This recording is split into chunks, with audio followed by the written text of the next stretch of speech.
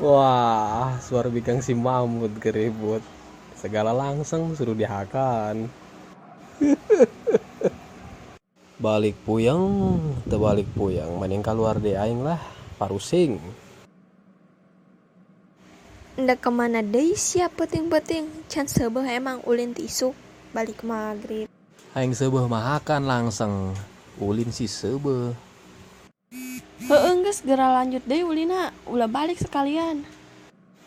Geus kolot ge hirup na kakituan bae emang. Hutang di warung si Batak can dibayar. Beas geus beak. Sia beki babadok. Kompor, tabung gas, kaanting-anting aing beak kabeh ku sia dijualan.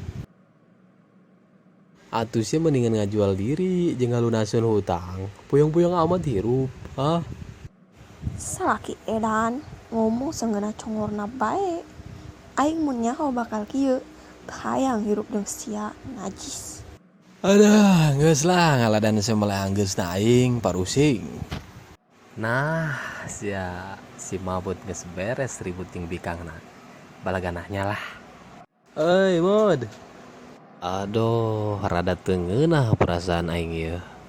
Risa ngaribut teu naon tadi di luhur, cek gandeng segala langsung suruh dihakan. Kalau bikang sia suruh ngajablay. Sieu teu bener siapa mamu dirupna.